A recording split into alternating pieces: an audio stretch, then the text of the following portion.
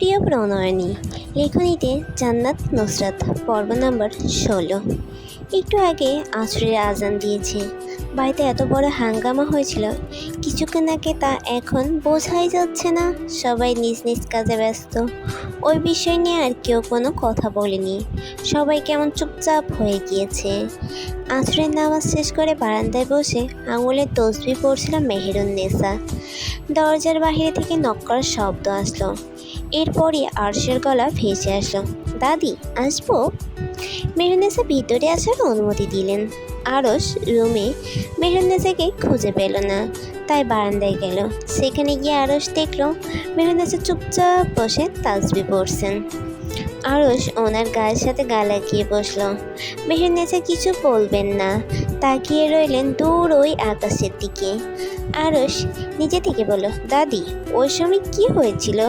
আর চাচাও প্রচুর রেগে আছে দেখলাম নুসরাতের ওপর। মেহেরুন্নেসা দীর্ঘশ্বাস ছাড়লেন।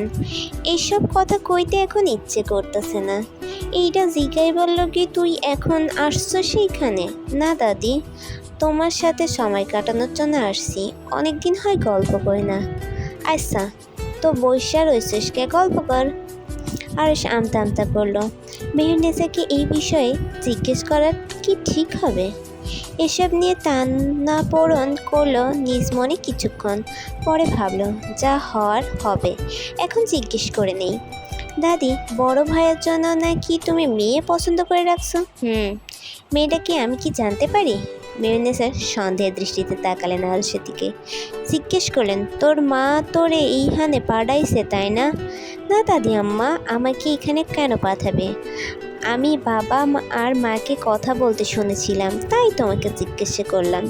বলো না দাদি মেয়েটাকে। মেহেরুন্নেসা বললেন না। কথা কাটানোর চেষ্টা করলেন। আরশ বুঝলো মেহেরুন্নেসা কথা কাটানোর চেষ্টা করছেন। দাদি কথা বলানোর চেষ্টা করবে না, আমি প্রমিস করছি কাউকে বলবো না। এটা তোমার আমার মধ্যে সিক্রেট থাকবে। হাসা কইতাছস? কাউরে কবি না? সত্যি বলছি দাদি, কাউকে বলবো না। হাত দিয়ে ইশারা করে বললেন কাছে আসার জন্য।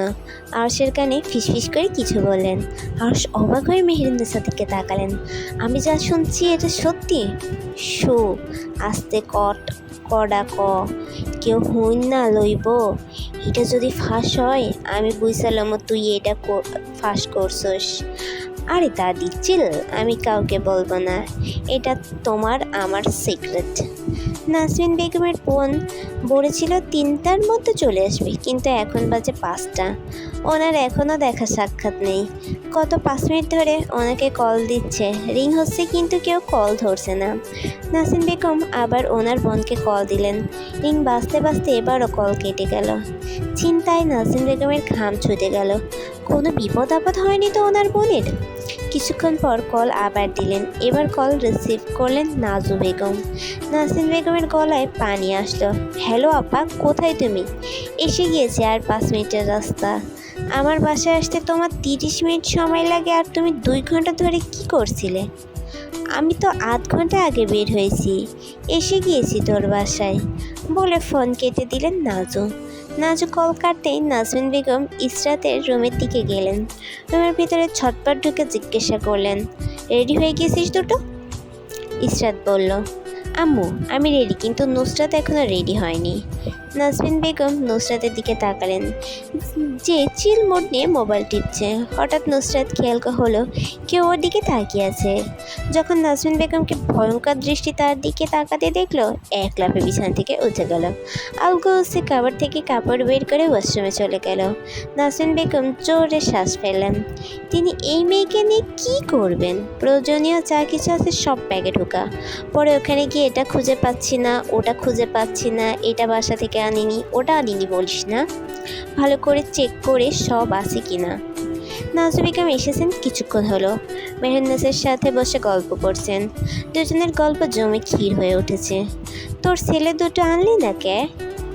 আর বলো না খালা, ব্যবসার এত কাজ যে নাহিদের বাবা শ্বাস ফেলার সময় পাচ্ছে না। সাথে আমার নাইমটাকেও বসিয়ে দিয়েছে ওনার সাথে। আমার ছেলেটা রোগা হয়ে গেছে এই কয়েকদিনে। নতুন আবার পেঁয়াজের ব্যবসা শুরু করেছিল নাহিদের বাবা, কিন্তু যাকে দিয়ে পেঁয়াজের ব্যবসা করিয়েছিলেন সেই লোক সব পেঁয়াজ নিয়ে হাওয়া হয়ে গিয়েছে। হায় আল্লাহ, নাসিন আমাকে এই কথাটা কও নাই। খালা, আমি এখন পর্যন্ত নাজমিনকে এই কথা বলিনি, শুধু আপনাকে এই কথা বলছি। মেহেরুন্নেসা প্রচুর খুশি হইলেন। কাউকে যে কথা বলেনি নাজু বেগম সে কথা ওনাকে বলছেন। এর থেকে খুশির আর কি বা হতে পারে? তোমাকে বড় ছেলেটার বিয়া করে দিবা? এই তো দিব ইনশাল্লাহ, পাত্রী খুঁজে পেলে। নাজমিন বেগমকে ডাক দিয়ে নাজমিন বেগম আসার পর বলেন, কন্যা বেটিদের নিয়ে আয়, আমি বের হব, বাসায় অনেক কাজ রেখে এসেছি। নাজমিন বেগম বললেন, আরে আপা, রাতের খাবার খেয়ে যাবে? মেহেরুন্নেসা ও বললেন, আজ রাত থাকার জন্য, আগামীকাল যাবেন। কিন্তু নাজু বেগম রাজি হলেন না, তার বাসায় অনেক কাজ আছে, আজ থাকলে হবে না। নাজমিন বেগম নুসরাত আর ইসরাতকে ডাকতে গেলেন। আপা, বের হয়ে যাবে, তাড়াতাড়ি নিচে আয় দুটো। নুসরাত বলল, আন্টি বাসার বাইরে চলে গিয়েছে, আমি ড্রয়িং রুম থেকে উঠে দরজা খুলে ওনাদের গাড়ির কাছে চলে গিয়েছে। নাজমিন বেগম বলেন, না, আম্মার সাথে গল্প করছে, এক্ষুনি বের হয়ে যাবে বলেছে। ইসরাত বলে, আরও 1 ঘন্টা পর আমাদের ডাক দিও, কারণ তোমার বোনের গল্প আরও 1 ঘন্টা পর শেষ হবে। নাসরিন বেগম রাগী চোখে তাকালেন। নিজেদের ব্যাগ নিয়ে নিচে চল ফটাফট, এত কথা বলবে না, আপা বলেছে বের হয়ে যাবে। নুসরাত আর ইসরাত কাচুমুচু করে লাগেজ নিয়ে নিচে এলো। নাজু বেগমের সাথে কুশল বিনিময় করে চুপচাপ ওনার পাশে দাঁড়িয়ে রইল। মেহেরুন্নেসা জিজ্ঞেস করলেন, তুমি এখনও আগের মতো মুরগি পালন করো? নাজু বেগম বললেন, হ্যাঁ, আমার 15টা মুরগি, 2টা মর্গা আর 40টা মুরগির বাচ্চা আছে।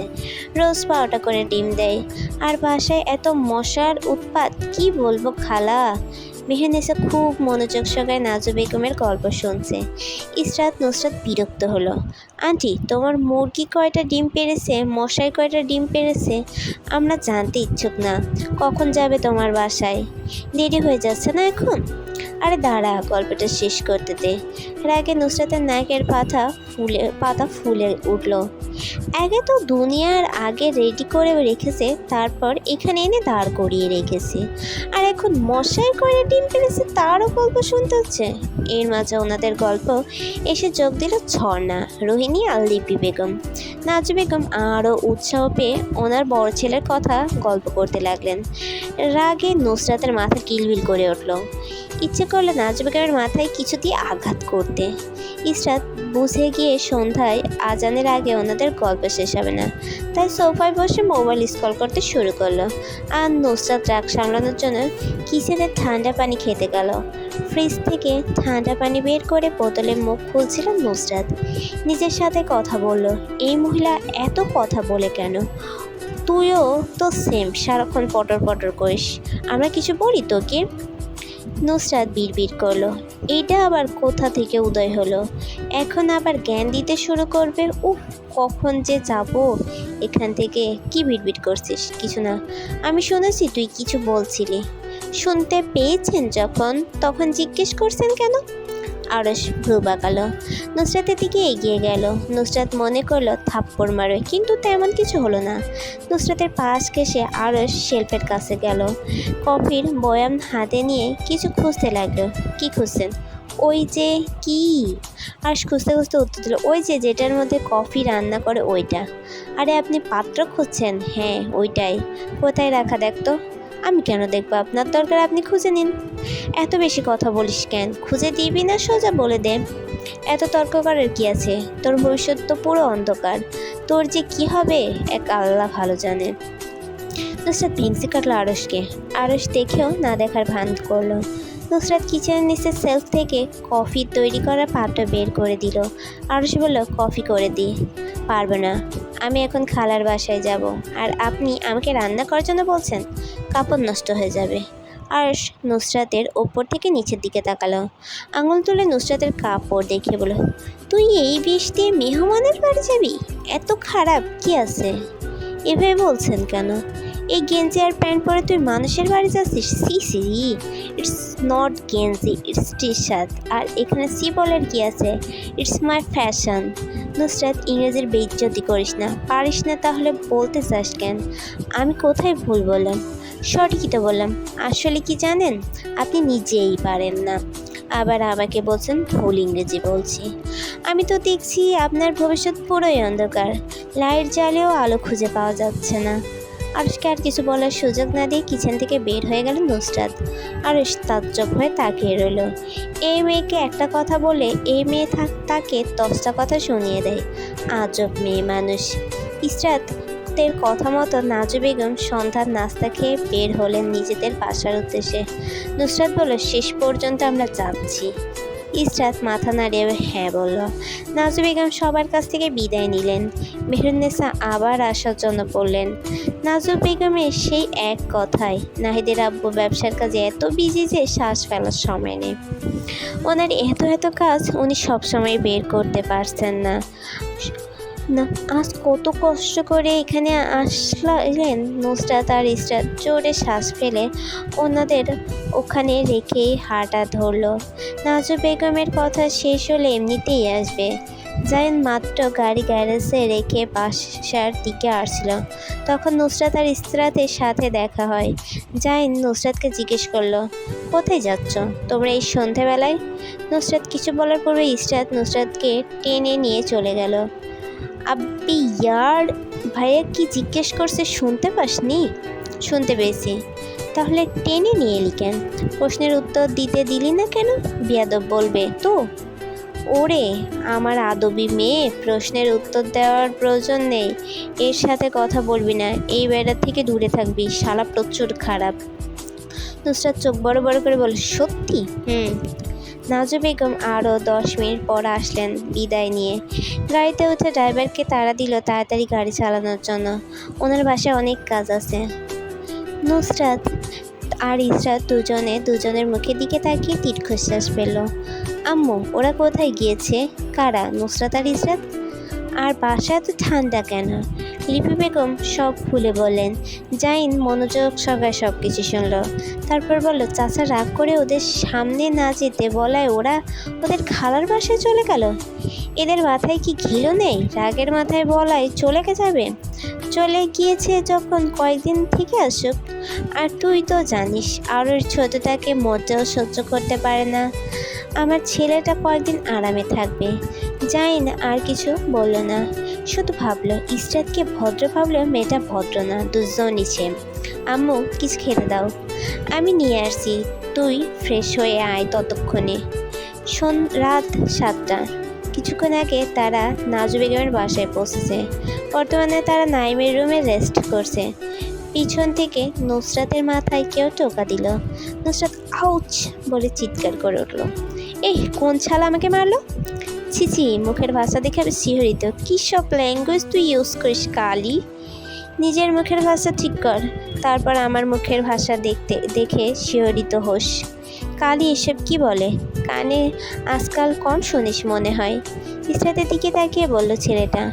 আমি ওর বড় ভাই, ও আমার সাথে কিভাবে তুই তোকারি করছে দেখ ইসরাত। ইসরাত ধমক দিল নুসরাতকে। নুসরাত পাত্তা দিল না ইসরাতকে। এই তোর ইনস্টাগ্রামের পাসওয়ার্ডটা দে তো নুসরাত।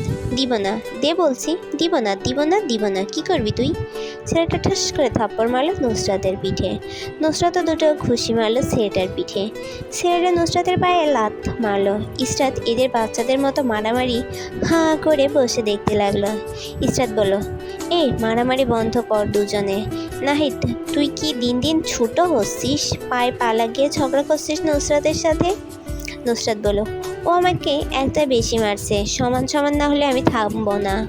নাহিদ বলল, বড় ভাই একটা থাপ্পড় মারলে ঘুরিয়ে মারতে হয় না, জানিস না? এ কথা তোকে কেউ বলেনি? নুসরাত বলল, কিসের বড় ভাই তুই? নাহিদ আস্তে করে থাপ্পড় মারতে গিয়ে নুসরাতের গালে বেশি জোরে থাপ্পড় মেরে ফেলল।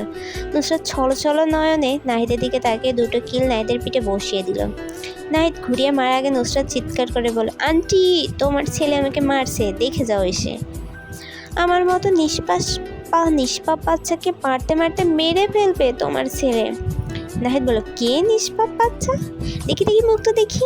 নুসরাত নিজের মুখে দু হাত রেখে চোখ ঝাপটে বলল, এই যে দেখো আমি নিষ্পাপ বাচ্চা। নাজু বেগম রান্নাঘর থেকে দৌড়ে আসলেন, এসে নাহিদের বাহুতে থাপ্পড় মারলেন। বিরক্ত হয়ে নাহিদের দিকে তাকিয়ে বললেন, তুই কি বাচ্চা মেয়েদের মারছিস কেন? নাহিদ বলল, আম্মু, ও আমাকে একটা বেশি মেরেছে আর এখন তোমার কাছে বিচার দিচ্ছে, আরও বাচ্চা? তুমি হাসালে আমায়। নাজু বেগম বললেন, তো কি হয়েছে? ছোট বোন একটা মারলে কি তুই মারবি? মরে যাবি? আর ও তো বাচ্চাই, তোমাদের দুইজনের তুলনায় ও তো ছোট। কথাটা বলে নাহিদের পিঠে আরেকটা থাপ্পড় বসালেন। নাহিদ আম্মু বলে চিৎকার করলো। নাজু বেগম বললেন, কি? নাহিদ বলল, তুমি আমার মা হতেই পারো না, তুমি এই কালির মা। নুসরাত ভেঙচি কাটল নাহিদকে।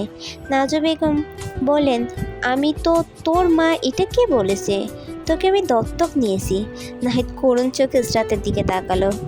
দেখলি ইসরাত, দেখলি, আমার সবসময় আমার সাথে এরকম করে। আমি থাকবো না আর এই ঘরে। নাজু বেগম বললেন, তোকে কে বলেছে থাকতে? যা, বের হয়ে যায় ঘর থেকে। নাহিদ ডাক দেখিয়ে রুম থেকে বের হয়ে গেল। ইসরাত নাজু বেগমকে উদ্দেশ্য করে বলল, আন্টি, তুমি ওর সাথে এটা ঠিক করনি, ছেলেটা কষ্ট পেয়েছে। দূর, রাগ পড়লে এমনিতেই চলে আসবে, কিসের কষ্ট পাবে? ওর সব নাটক। বলে নাজু বেগম নিজের কাজে চলে গেলেন। নাজু বেগম যেতেই রুমে আসলেন নাহিদ। এসে নুসরাতের মাথায় থাপ্পড় মেরে জিহ্বা বের করে নুসরাতকে ভেঙে দৌড়ে চলে গেল রুম থেকে।